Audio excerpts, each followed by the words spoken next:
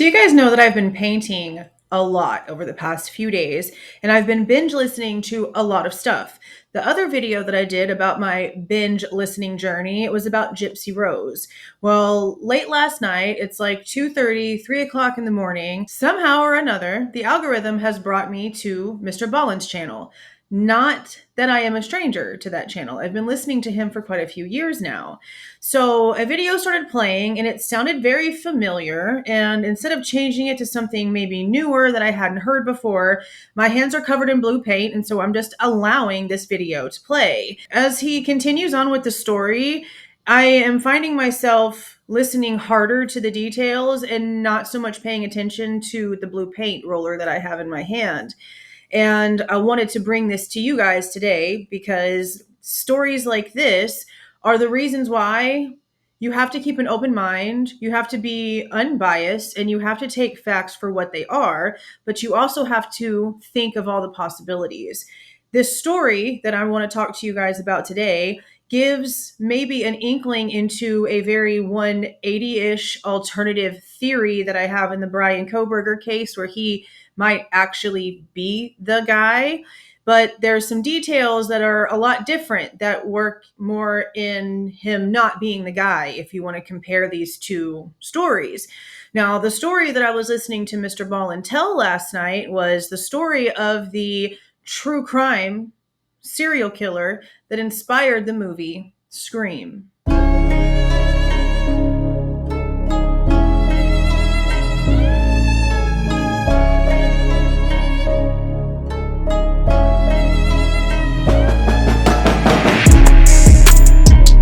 Hey guys, this is Jules with True Crime Reactions.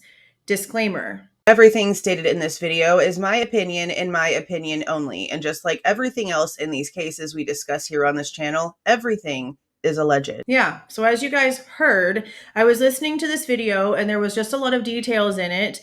And it really did bring me back to what the police in Moscow, what the feds, what that entire area, right?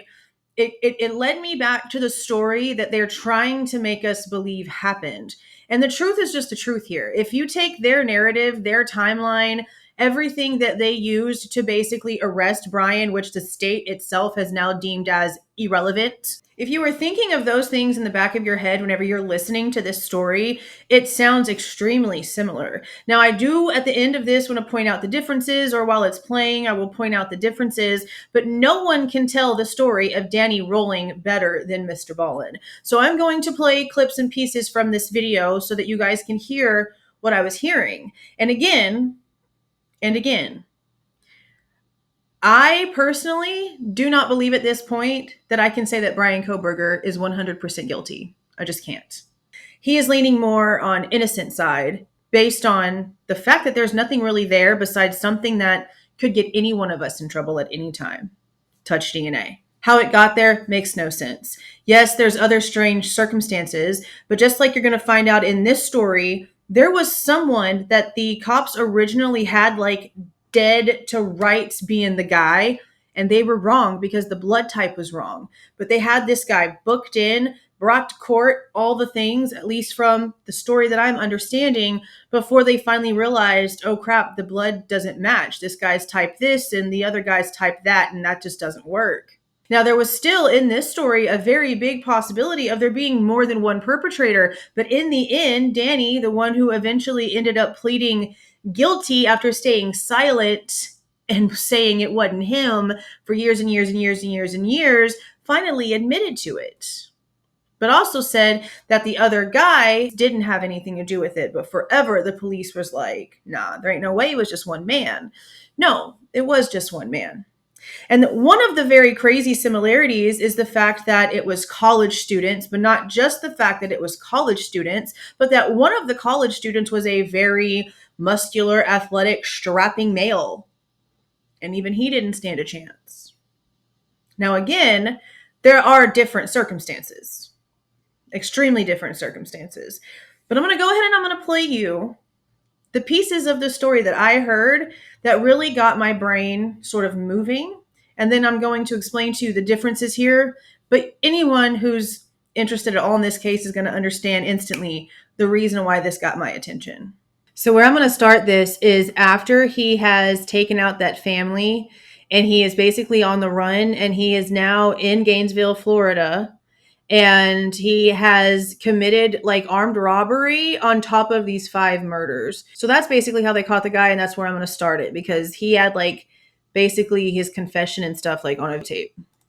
And so no one listened to the audio recording. They just put it in evidence. They grabbed everything else, put it in evidence, and they threw it in the storage room. And so now this Gainesville police officer that's just remembered this unsolved armed robbery, he says to the group, hey, since Danny has a penchant for armed robbery, clearly he has a rap sheet full of armed robberies. Maybe if he was the serial killer and he killed all these students, that would have meant he was in Gainesville. And so maybe he committed this armed robbery. And so we should go look at the evidence and listen to that tape. And so the officers, they practically run to the storage locker. They get the evidence from this unsolved armed robbery. They come back and they hit play on this audio recorder. And they had like ran up on the money and the recorder and stuff, like I think prior to maybe 1 or 2 of the murders happening. And they didn't catch the guy and they didn't care to catch the guy because they had the serial killer on the loose. So they basically just put everything aside and was like, okay, well, whenever we handle the real situation, then we'll come back to this. So whenever they go back and they actually pull this, because this Danny guy had robbed a bunch of stuff and now he was the suspect. And so they were trying to think outside the box, I guess. They were just on a hunch thinking, hey, maybe that was him. Let's go check the evidence because there was a tape recorder. Well, this is where they realize it's one of the same person. And it starts off playing what's like a little bit on the tape recorder and then gets into some really, really gruesome details. So if you are not, if you're not used to Mr. Ballin, just fair warning now, he gets very, very, very, very descriptive. what they hear is unbelievable. They hear on this recording a man singing a song. It's clearly a song he wrote, and he's singing about being a, quote, mystery killer. And then it kind of segues into him talking about how to effectively kill a deer with a knife, to be really effective with a knife. And he's getting into really graphic detail. So did you see that part right there? And then it kind of segues into him talking about how to aim for the lungs. To effectively kill a deer with a knife, to be really effective with a knife. And he's remember what we heard about Kaylee. And remember how apparently there wasn't a lot of noise. Just keep it in mind.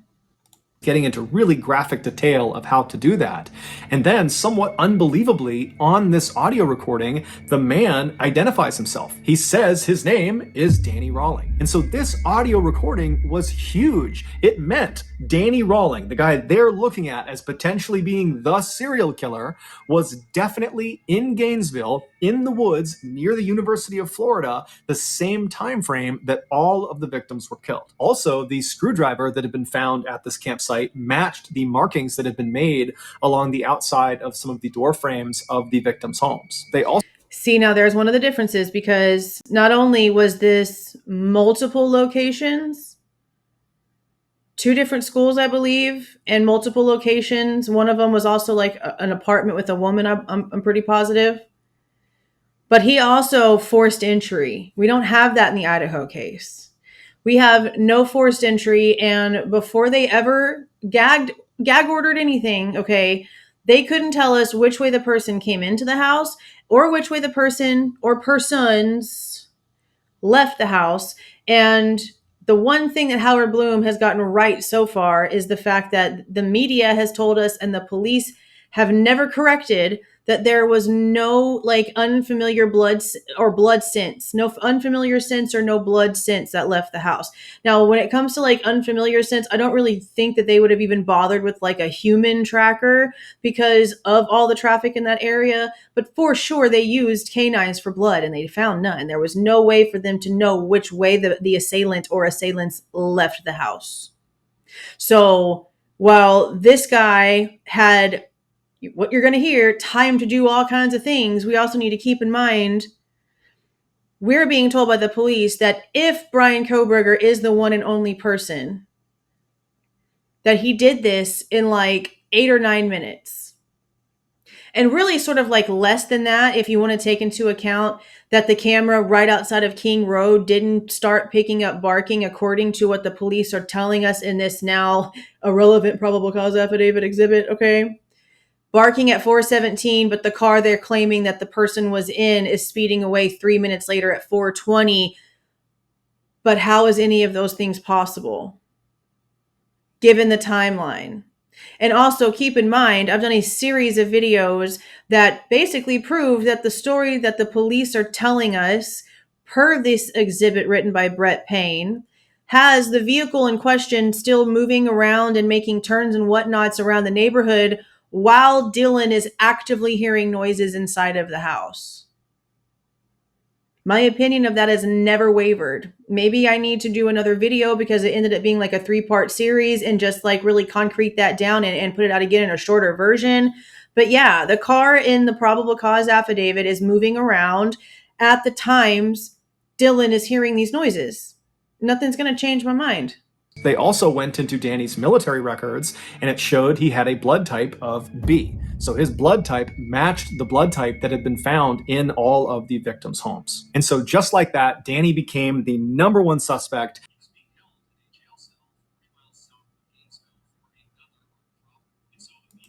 See, he was just out like doing stuff crazy. He was living out in the woods. He was committing crimes left and right. Anytime like the feeling just whimsied him, okay, he had no direction. He had no direction whatsoever.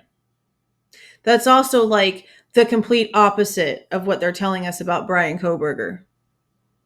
Because even if he was having problems at the school, he was let go of over a month after the crimes occurred. Therefore, how can you blame the crimes happening on something that happened after the crime happened? I'm not understanding the logic of what the mainstream is trying to do. It just doesn't make sense. Danny was charged in the murders of the 5 Gainesville students. They couldn't charge him for the 3 Shreveport murders because they just didn't have enough evidence. And then after that, Danny was transferred to Florida's maximum security prison to await trial. Initially, Danny said he was innocent, he had nothing to do with the murders, but then almost 4 years later, when his trial was finally starting on the first day of his trial, he surprised everyone in the court when he stood up and said, "I'm going to change my plea. I'm guilty on all 5 counts. I did kill all 5 students." Isn't that crazy? He wasn't standing silent like Bryan Kohberger. He straight up said, "No, it wasn't me. I'm innocent." And then flipped it up the second trial rolled around. And it took 4 years to go to trial. When in reality, he knew damn well he was the one who did it. And he could have just admitted it from the jump and not put everybody through all of that crap, wasted all that taxpayer money, and drug all of this out. It was a big, huge fight for literally nothing. That's another thing that got my attention. The reason he did this is he wanted to be a superstar like the notorious serial killer Ted Bundy, who he looked up to. Danny. And we already know that there's been a million comparisons. I know. Would also, at another date, confess to killing the 3 Grissom family members in Shreveport. It is about to get graphic. So this is your last warning. Get out now if you can't deal with it because he gets very descriptive. On Friday, November 3rd, 1989, Danny was fired from his job as a waiter at a local restaurant in Shreveport. And so he was frustrated, he was angry, and he was kind of walking around his neighborhood when he decided the way he would kind of channel his frustration was he would go kill some people. And so he was armed with his K-bar knife, which he always carried with him. And he found himself standing in front of this little house. And he saw some people moving around inside. And he looked around. There wasn't anyone watching him. And so he just walked up to the front door. He tried the handle and it was unlocked. Random. And so before he opened the door, he made sure his knife was in hand. He opened the door, walked right in, and he saw Sean, the 8-year-old, sitting on the couch watching TV. And without any hesitation, he walked up behind him and stabbed him through the back, killing him almost instantly. And then Danny walked into the kitchen where he found Tom, the grandfather, who was making steaks out on the back grill. And so he was going back and forth between the kitchen and the grill, kind of getting ready for dinner. And at some point, when Tom came back into the house and was holding steaks in his hand, Danny leapt out and stabbed him. And even though Tom put up a fight, he was very quickly subdued as well. And then after that, Danny made his way upstairs where Julie was, that was Sean's aunt, and she was getting ready for a wedding she was going to attend that night for one of her friends. And so Now, I will say this part right here makes it seem as if she was in the shower and the noise of the water would be the reason why she didn't hear anything downstairs. Because obviously, whenever he attacked the child, there wasn't much of a fight or noise or anything. But like he just said, it was very apparent that the grandpa tried. And the way that this part next plays out from how it sounds was that the shower really is what like muffled her hearing what happened, which is crazy because her being able to hear it could have possibly saved her life, honestly. So she had just gotten out of her shower and she was getting ready to put on this red dress she had picked See, out. just like, And Danny walked into her room and she most likely saw him, at which point Danny would have told her what he had just done to her loved ones downstairs. And he threatened her with the knife and said, if you don't listen to me, I'm going to do the same thing to you. when I had barely looked at the screen the whole time this was playing because I've been painting, okay? As soon as like this part popped up on the screen, my head turned and I was like, oh, convenient timing, universe, of me to look at the screen right here and right now. Just saying, you have to think about all the things. This is why I keep an open mind and look at all the things, why I still have questions about stuff that makes no sense to me, while also questioning, why is this missing? Why isn't that there? That doesn't make any sense to me. That doesn't mean enough to me. You know what I mean? Like, you have to be objective. You just have to. You have to. Because she was terrified, she listened to him, and so he immobilized her, and then he sexually assaulted her, and then he stabbed her to death. Afterwards, he cuts the tape off of her wrists and puts the tape in his pocket, and then he lays her out on her back on her bed, and then he goes downstairs and gets some vinegar and uses the vinegar to attempt to clean her body, to destroy. Okay. The timeline that the police are telling us in the Idaho case doesn't work because of the timing, okay? This man was just able to randomly walk up into a house with a blade, a single blade, okay? Take out a child, take out an alert person who was up and moving around, okay? And someone else upstairs. Also had time to find a cleaning agent and try to handle up on the situation, and then some, okay? But he's doing all of this in more than just 8-9 minutes. He's taking time to do these things. It's not 8 or 9 minutes and all of these Harry Potter wands just popped up and did all of these miraculous things that we could never recreate again because they didn't happen. They're not real. Not with the way they're trying to tell us it is. Now, if they want to come again with the timeline and change some things, maybe. But what they're saying right now doesn't make any sense. And this not only reminded me of the Idaho case, but it also reminded me of the weird, insane timeline that they're trying to make us believe. But you still have to listen to these details because the what ifs matter a lot too. And then he goes downstairs and gets some vinegar and uses the vinegar to attempt to clean her body, to destroy any evidence he might have left behind. And then after cleaning her, he kind of puts her in that lewd, suggestive pose with her hands up over her head and her legs spread. And then he leaves. 6 months later, in August of 1990, after Danny has shot his father and is on the run from the law, he finds himself in Gainesville, Florida, and he sets up this little camp just behind the University of Florida in this thick forest. And then on Friday, August 23rd, as he's sitting out at his campsite, he gets this sudden urge to go kill again. Armed with a pistol, a screwdriver, and his K-bar knife, he left his campsite and walked in the darkness in the forest about a mile away until he was looking from inside the forest out towards this 3-story white apartment building. Okay. You heard that. A weapon, the K-bar, and a screwdriver. Now, the one person scenario only ever made sense to me if certain other factors were also in play. One of them being a gun. Just because one might not have been used in the commission of the crimes does not mean that one was not used in order to commit the crimes. Over in the Delphi case, they swear that in the audio that was captured on one of the girls' phones of Bridge Guy, they're speaking of a gun. But The only shell or bullet that was found at the scene was unspent and just so happens to also be the only thing actually linking the crime scene to Richard Allen himself. That's it. But they're telling us that a gun wasn't used on the girls, that it was other things that was used to take their lives, other ways. So why is it such an okay situation for it to be discussed about a weapon being there that might not have been used to actually take a life, but been used to coerce behaviors that made it easier for said life to be taken? It would make a lot more sense to me if the person who committed the Idaho 4 student murders used more than one weapon, which we've kind of already gotten the idea from the probable cause affidavit. As irrelevant as it is, we've also heard that from family members about the differences in injuries. But it would also make a lot of sense if there was something else to help subdue the people that they wanted to attack. But I've also wondered about other things. I've mentioned it before. Different things that can be used to subdue people, that can be inhaled or injected, things like that. I guess we're going to have to wait for trial for the truth about the autopsies and the toxicology reports, but it's still stuff that I think of. But that's only in one person scenarios because of the situation. But then you hear stories like this, especially the ones coming up, and you still have to leave room for thought.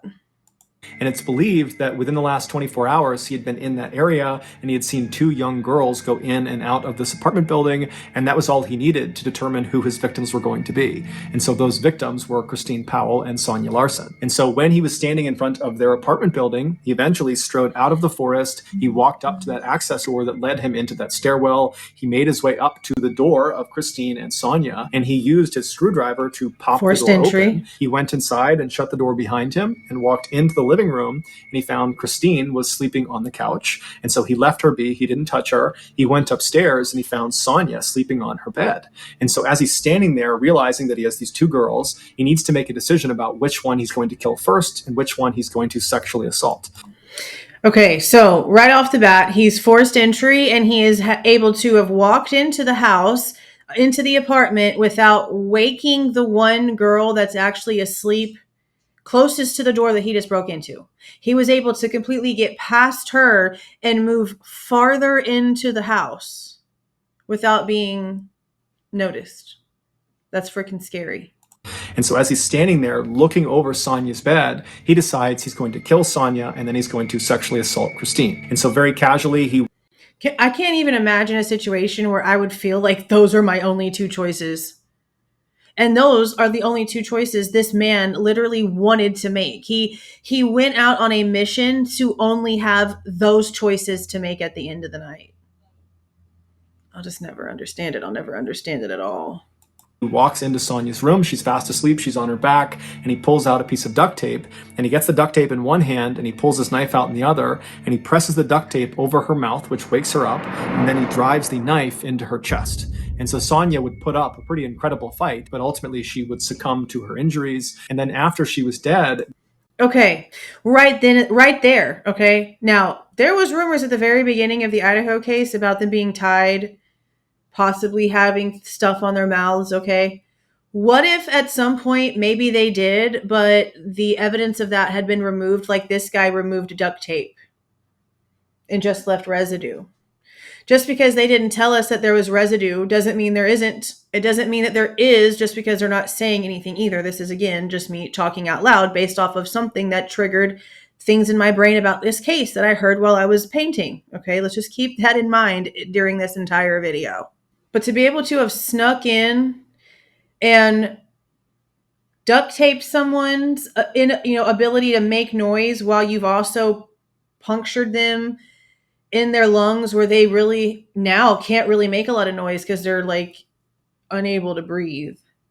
It wouldn't be a silent situation, but I can see how it would be a whole lot more quiet than the norm, especially if asleep. Because like in the Idaho case, just based off of what they're telling us, the only person that in their narrative was asleep would have been Maddie.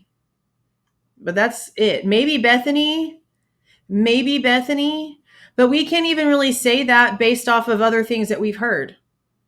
Just the probable cause affidavit that Brett Payne wrote itself claims that there was activity on the two girls' phones, Dylan and Bethany's phones, and the forensic downloads of their phones that put the timeline where it was.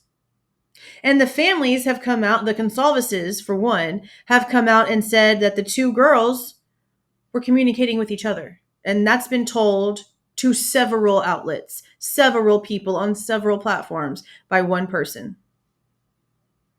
So, if true, I don't know. Still leaves only Maddie that would have been asleep. And that's pretty much been day one. The only thing, in my opinion anyway, that hasn't changed for me is the way of the attack with their narrative. With their narrative. If it's their narrative, which I don't believe it is, in their narrative, it would have been Maddie by surprise, half asleep, Kaylee being alerted to hearing some noises, and Murphy maybe being alerted to hearing noises and hearing what's going on. Dylan is then, of course, according to Brett Payne's PCA, hearing Kaylee, recognizing something going on. Kaylee would have left Murphy in the room, went down to check on Maddie. All of that ensued.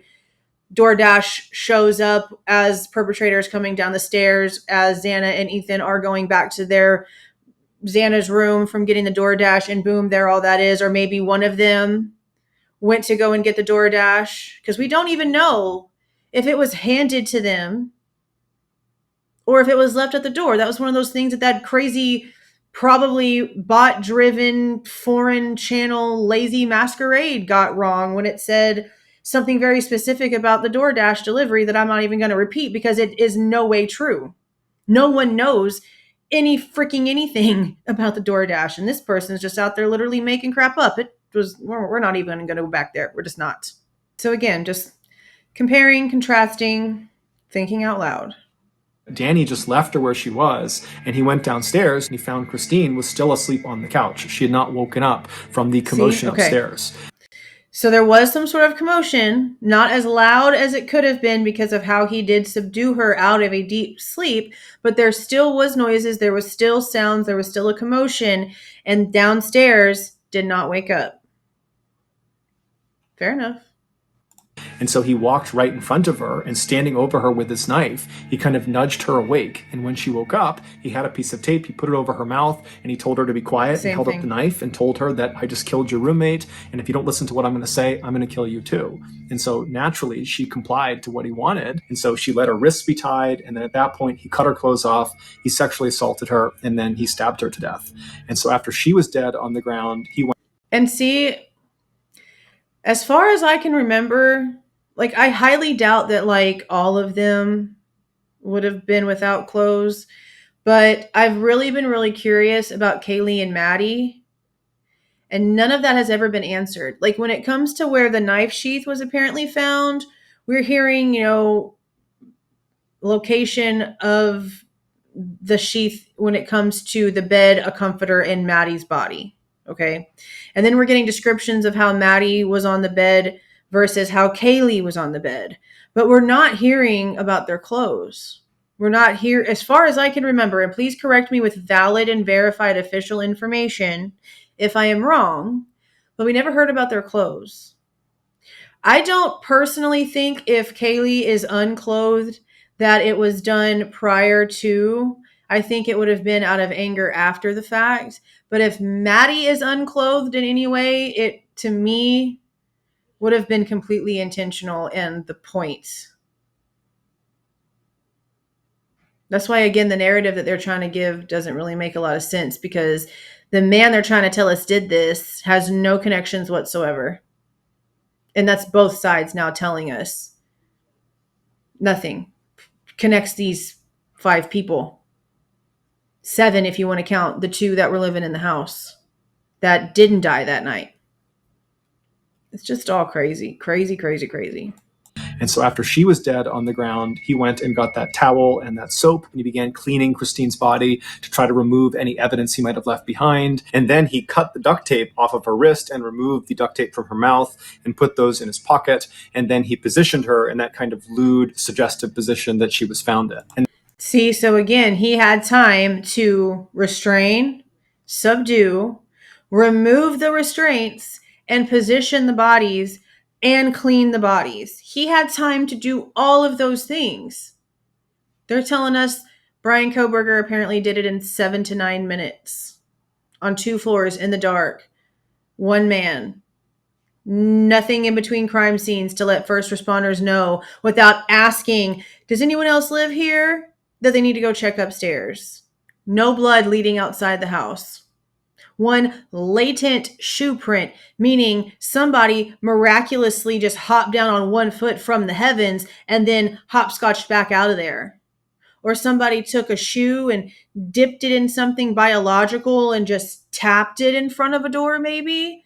Because regardless, that latent shoe print, regardless of if it was cleaned up or not, should not have been the only biologics in that spot. So I'm really wondering if they tested around it for other latent prints that were actually cleaned up to try to find out where it actually came from.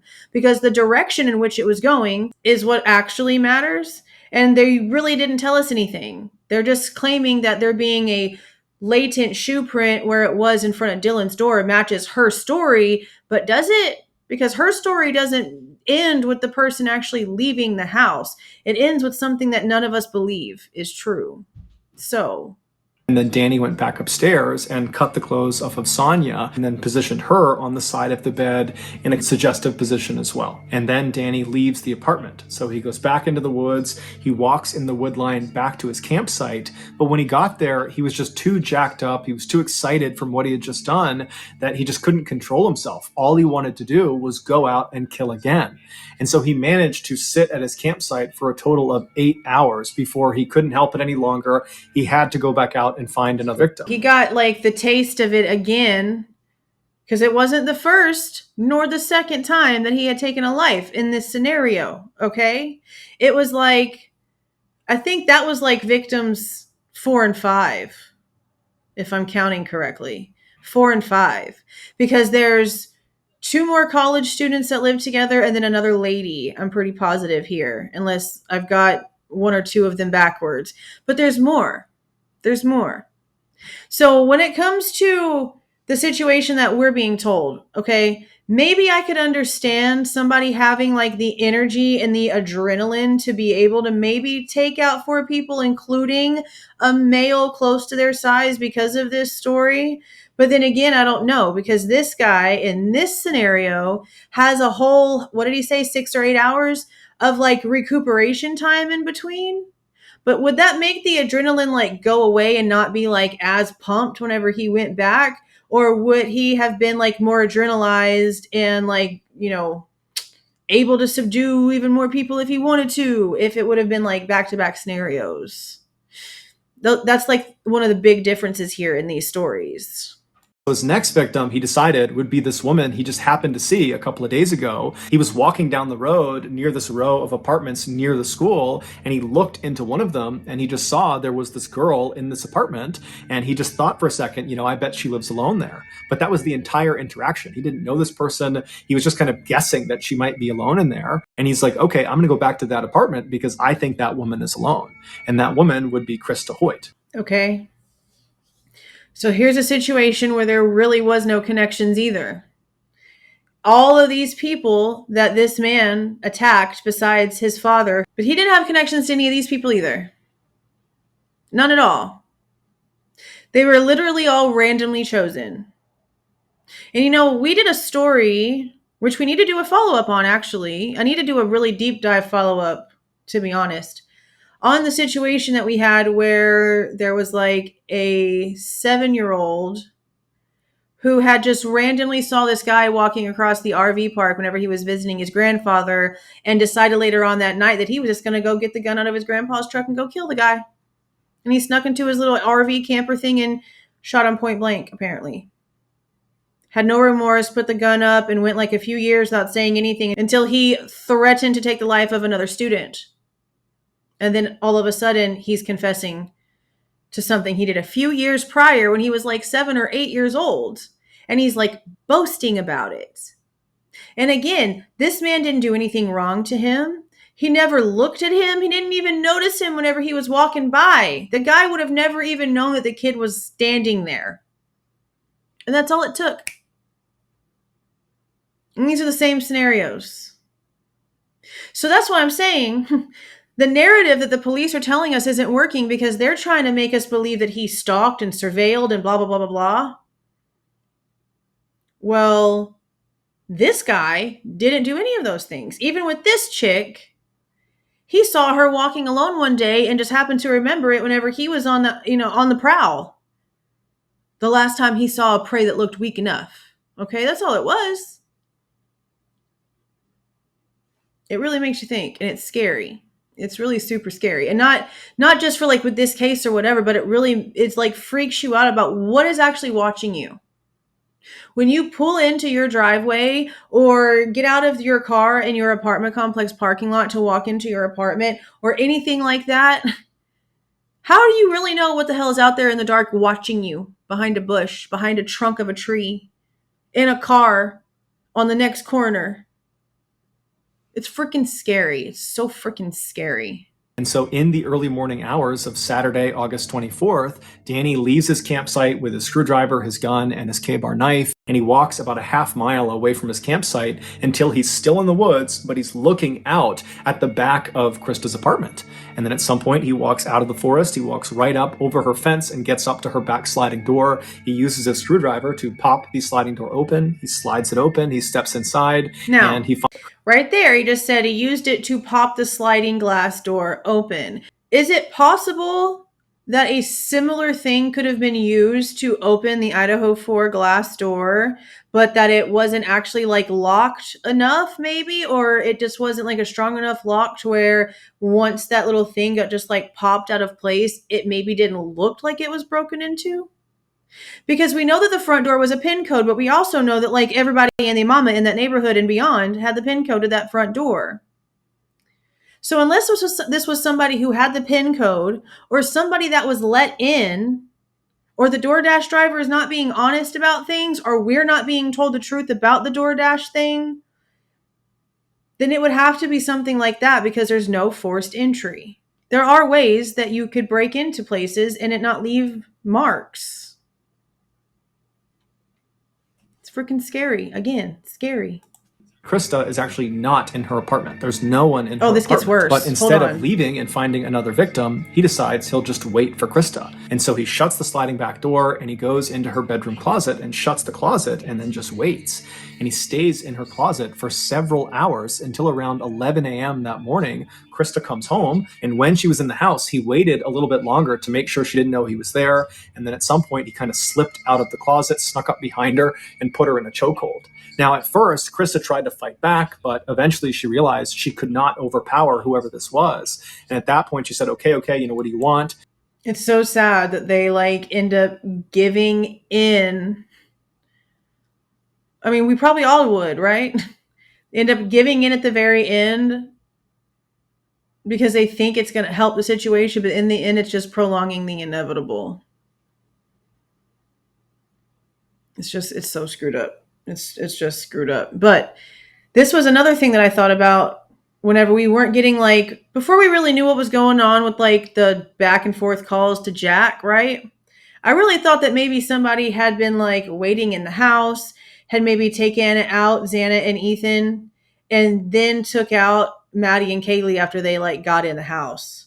But then we heard about them apparently walking out of the house, according to Olivia, according to videos where Olivia damn straight said that they saw them walking out to walk Murphy after they got back. Okay. I don't know which one. I can't remember which one.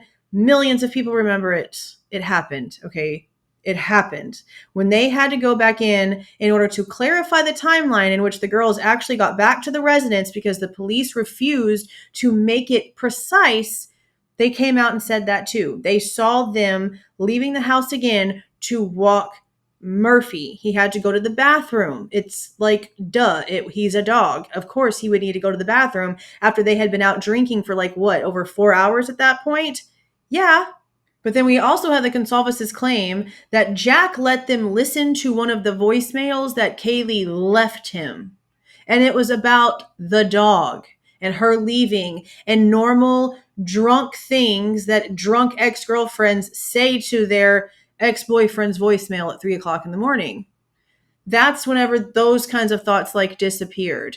And I noticed that there's still people questioning stuff about Jack. I will end up doing a video just on why it doesn't make sense for it to be Jack either. And one of the ones is this voicemail that the Goncalves claim they heard on Jack's phone that was left by Kaylee that night. And it didn't sound like she was in distress. It sounded like she had been drinking, that she was up chit-chatting with Maddie, and that she was just calling her ex-boyfriend in a drunken midnight call. Something that is sadly normal. And so Krista said, okay, and she put her wrists out. He taped her wrists with duct tape. He put tape over her mouth, and then he brought her into her bedroom where he cut her clothes off and sexually assaulted her. And then afterwards, he stabbed her to death. Once she was dead, he cut the duct tape off of her wrists and pulled the duct tape off of her mouth and put that duct tape in his pocket. And then he positioned her body on the bed in a suggestive position before he left. When he got back to his campsite, he realized he had accidentally left his wallet in Krista's apartment.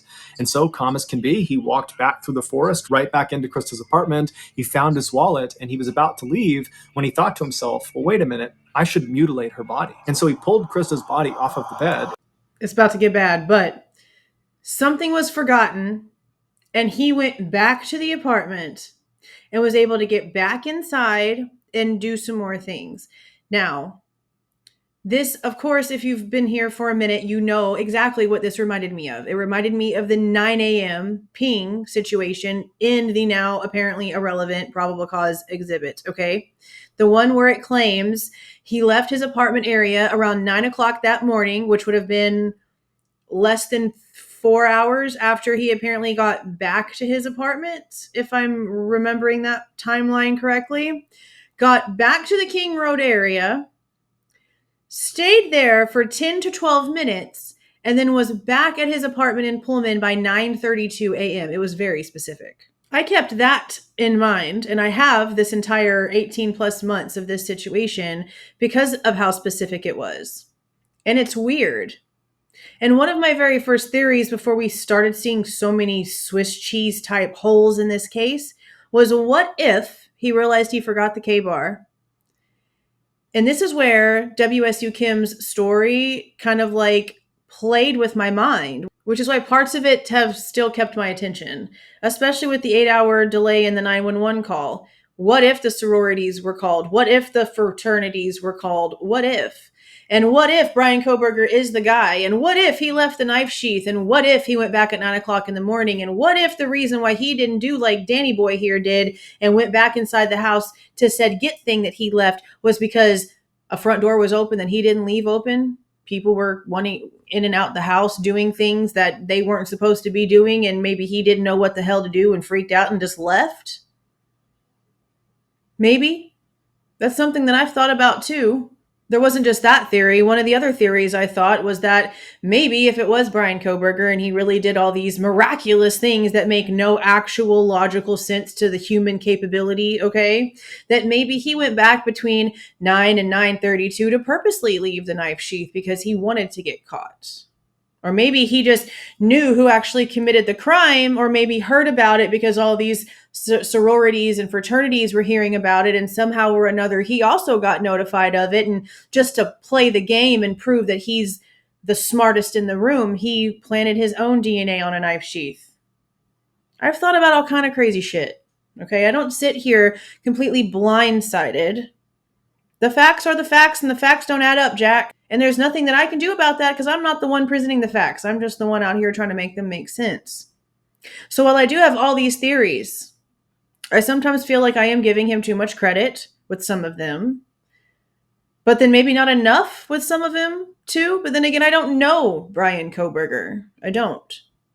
But I also have a lot of questions about the university and why they took over the entire situation and why there's so much secrecy in this case, why the two surviving roommates who really didn't survive anything because they were never the target to begin with, why they won't come back across state lines to make sure this person who actually did this goes to prison and gets what he deserves. What are they freaking scared of? If they have the right guy, they wouldn't be so hesitant. No one can really make me think otherwise on that one.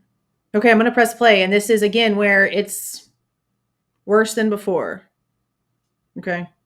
When he thought to himself, well, wait a minute, I should mutilate her body. And so he pulled Krista's body off of the bed, and using his knife, he decapitated her. He put her head up on the shelf next to the bed, and then he repositioned her body on the edge of the bed, making it seem like she was kind of hunched over, looking out the back door. And then before he left, he reached up and twisted her decapitated head and made it seem like it was looking down at the rest of her body. 48 hours later, on the that's some Black Dahlia shit. Dude is sick in the head. evening of Monday, August 27th, Danny was back at his campsite out in the woods, and he suddenly got the urge to go kill again. And so he stood up, he grabbed his knife, his screwdriver, and his gun, and he walked away from camp, made it about a mile through the woods until he was standing still in the forest looking out at this big apartment complex that was very commonly occupied by college students. And so at some point, he leaves the forest and walks up to the first apartment he sees. He has no idea who's going to be in there. Surprise! And he goes up to their sliding back glass door. He gets his screwdriver out and he pops it open. He slides the door open. He steps inside, and the first thing he sees is Manny Taboda.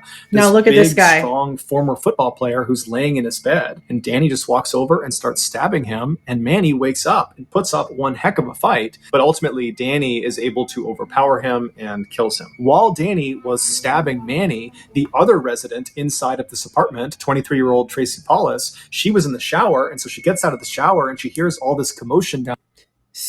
Was that downstairs? I paused it too soon.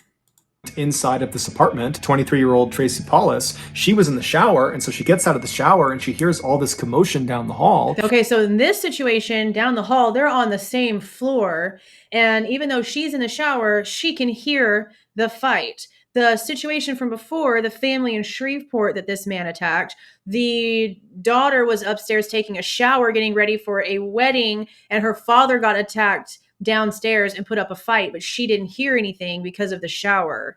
Different floors, didn't hear anything. Same floor, she heard it and was alerted to it. Okay, yeah, I mean, that makes actually total sense. Steps into the hall and she looks into Manny's room and she sees Danny on top of him, stabbing him.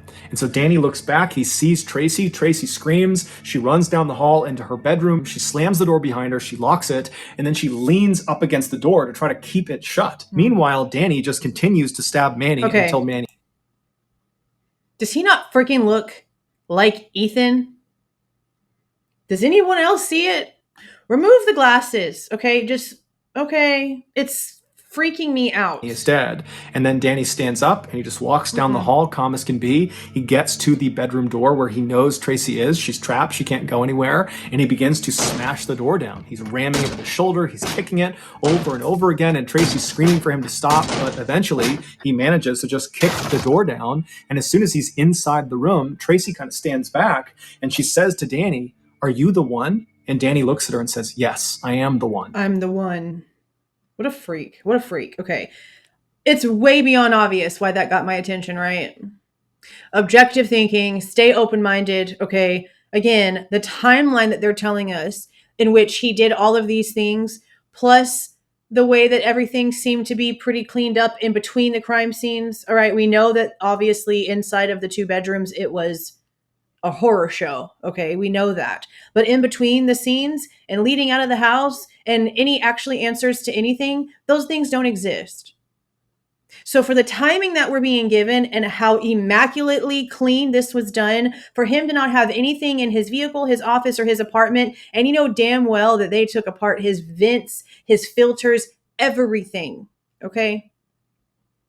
Now we also have the state saying that he wasn't stalking them. Okay, well, then you still can't say that there was no connection between Bryan and any of the victims if he was surveilling them either. It doesn't matter what the difference is between the two. One means there's a connection that one of them knew of the other's existence. We're being told by the courts that that's not the case. But as for it being some sort of spontaneous, I'ma just go pick eeny, meeny, miny, mo scenario, the way that Danny O does it here, okay, that doesn't make sense either for this situation. Not with the timeline that they're telling us and how immaculately done everything seems to have been done. The math ain't mathing on that. They're gonna have to do better. Again, they're gonna have to come out here and admit to us the true timeline, the way that they really think that the events truly actually took place, and an actual defense that makes sense for the 8-hour delay. Because right now, there's just not one that they're gonna give us that's gonna make the other end of their story make any sense. They cannot have it both ways. They're trying to give it to us right now. That's just not going to be, no, that's just not how this is going to work. Now, remember, I originally said there was somebody else that they had dead to rights on this until his blood work came back being the wrong type of blood. Listen. After receiving dozens and dozens of tips about one particular individual, they were able to arrest 19-year-old Ed Humphreys, who was a freshman at the University of Florida. Scary. Sorry, not sorry. Scary. Scary. Okay. And what you're going to hear fits the scenario, fits the type, all the things. Okay. Except his blood type. That was literally the only thing that took him off the map. That's it. Everything else, sure, including all the tips. All of the tips that people were sending in because he scared the shit out of them. Had to be the guy. He scares the crap out of me. Oh, I'm calling this tip in. He wasn't the guy. They arrested him for domestic abuse because he had actually struck his grandmother in the face. Beating up and old so ladies. They pick him up for domestic abuse, but they set his bail at a whopping $1 million, which is way higher than you would normally expect for a domestic abuse charge. But this was a unique circumstance where he was being arrested for one thing, but really he was being looked at as the suspect of these 5 homicides. And so the police really needed him to stay behind bars. And this massive bail, that did that. He had no way to pay it. And so while Ed was behind bars, the police began investigating him, and they found there was a lot of reasons to believe he was the serial killer. He had shown he was willing to be violent because, after all, he punched his grandmother in the face. And people that knew him said he was totally mentally unstable and that he hated women and that he would walk around with a knife on his belt basically all the time. And at night, he was known to walk around the forests of Gainesville. There were these very thick forests that kind of butted up against the University of Florida. And he would walk through the forest at night, which put him very close to the different apartment buildings where all the victims were found. And on top of all that, Ed Humphreys just looked like what you would imagine a serial killer would look like. How is that even possible? He had all these deep scars all over his... Does he have 2 different color eyes? Or is one pupil dilated more than the other? Different apartment buildings where all the victims were found. A serial killer would...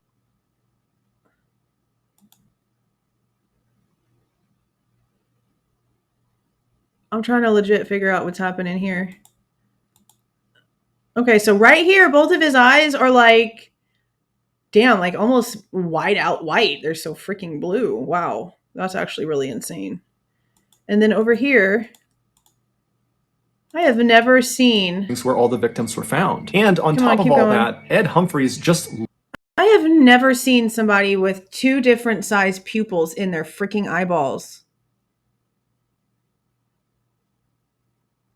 Oh, that is creepy. Looked like what you would imagine a serial killer would look like. He had all these deep scars all over his face, and his eyes looked totally hollow, like he was permanently on drugs, and he was seen smiling at the cameras when he was led in and out of the courtroom. His eyes look blue, and to make him even more suspicious, as soon as he was arrested, the attack stopped. There were no more slayings in Gainesville. But it came back that his blood type was type A, and the killer or killer's blood type, the blood that had been found at the various crime scenes, was type B. Now, this did not clear Ed of guilt. So we're just going to stop it right there. They thought for a super long time that this was 2 people. At the very end, right before he was executed, he tells them that Humphreys had nothing to do with it. See, right here at the end, it states, while in Florida State Prison awaiting his trial, Danny Rolling told police that Ed Humphrey had nothing to do with the murders. Ed was subsequently released from jail, having spent 10 months behind bars for literally doing nothing. I mean, obviously for doing something. He punched his grandma in the face. He belonged where he belonged, all right? He is for the streets, apparently. But apparently 10 months behind bars for possibly being a serial killer that he wasn't. That's still crazy. So now you guys understand while that got my attention while I was painting, and I basically stopped what I was doing and listened to the story again. I had heard this video from Mr. Ballin before, probably like as soon as it originally released, honestly. I've been listening to him for years, but it just hit different and got my attention this time. The scenarios are interesting. Just the certain, very specific things that are alike are interesting. But again, this man had time. He didn't have just the 7 to 9 minutes that we're being told this one person had to do all these crazy things in the middle of the night on 3 stories with a single weapon, 4 people, including a man that was his exact size, and Kaylee being there when she wasn't supposed to be, and a DoorDash popping up out of nowhere, and Ethan not living there but just happening to spend the night that night, and all of these things that make no sense. Make no sense for how well played out this entire scenario was. Just because he's in jail doesn't mean anything. It really doesn't. But yeah, I just wanted to share that with you guys and also give my thoughts about it, because I know that this is a scenario that a lot of people probably do take into consideration whenever they try to make this scenario make sense. And I'm going to keep my ground on my statement. It doesn't make sense because what they're telling us doesn't make it physically possible. They would have to come out here and change quite a bit of the official timeline in order for this to make sense. And I don't think they're going to be willing to do that. So I guess we're really not going to know any more real true truths until trial. And even then, how much of it can we really trust? Honestly. But that's it, you guys. Let me know what you guys think down in the comments. If you like the way that I present this information and give my opinion, please do not forget to leave a like on your way out and subscribe to the channel if you are not subscribed already. See y'all.